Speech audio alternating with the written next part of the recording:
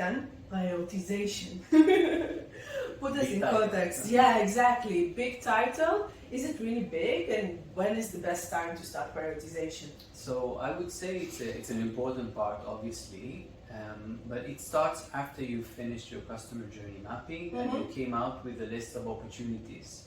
So now this list of opportunities needs to be transformed into something tangible that you need to prioritize, and we're doing that with a two-step prioritization.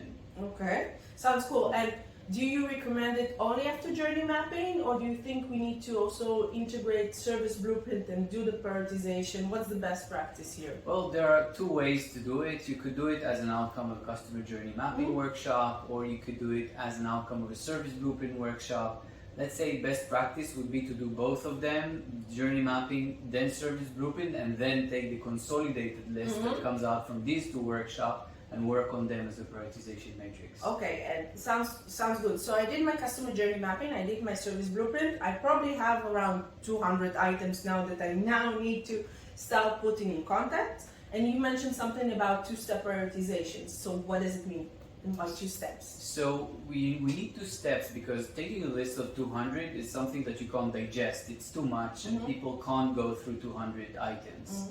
The idea is to split this list into two parts. One part, which are the quick wins. So you take from the 200 everything that you know brings value, easy to do, you don't need to think about. It's a no-brainer.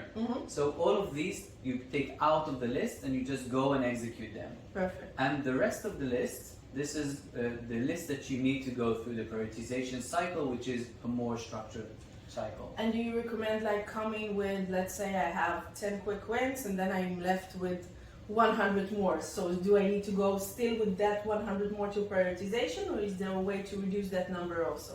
Well, if the way to reduce the numbers, when we go to prioritization, the real prioritization exercise, we will usually stay with like a 20, not more than 20 list, because this is something people can consume.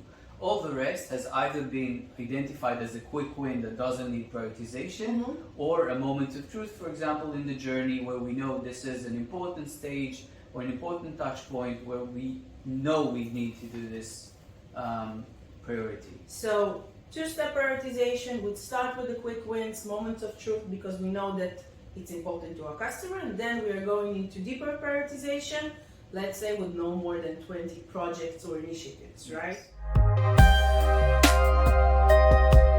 I think the story is representing the value that this brings. So the outcome of a customer journey mapping workshop, as we said, is a list of things to do. So we've done this workshop, we've identified experience frictions in the journey, and one of them was the renewal process, that notifications are not sent on time to customers to renew. So they are actually free to renew with anyone else than the company that they contracted with. And through identifying this through the customer journey mapping exercise, meaning from customer eyes, he isn't receiving any notification subscription, so he goes and do something else.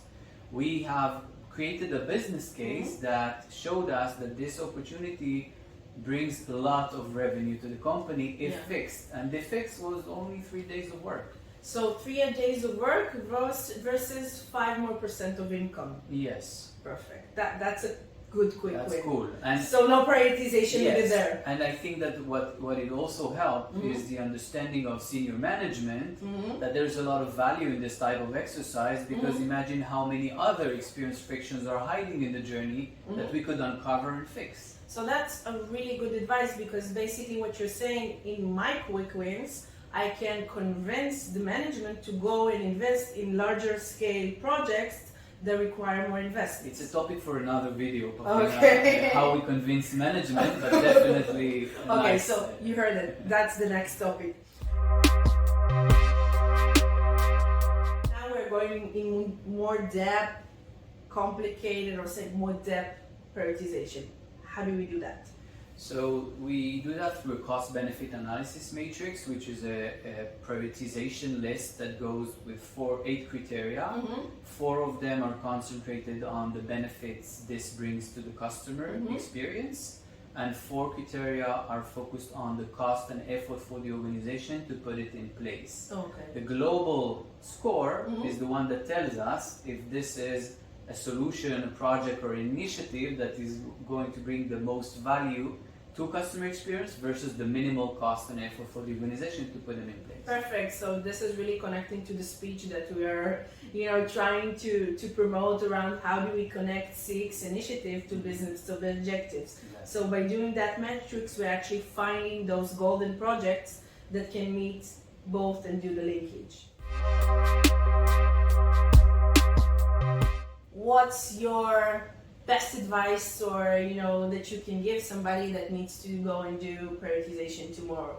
So I think that my best advice is to monetize customer experience. Focus on the initiatives that brings the biggest business value at the beginning, because this will help you convince the organization that this process or methodology is something that you should invest in. So first of all, start with the one that bring the biggest revenue and that are the easiest to put in place.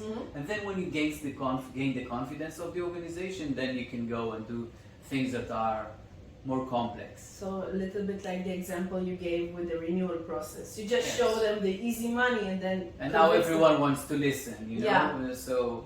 Brilliant. Thank you very much, Thank you very Eytan. much, That Pavlina. was very interesting. We hope you enjoyed this session. And the next one, you heard it, Eytan promised, how to ROI. convince the organization. ROI, of course.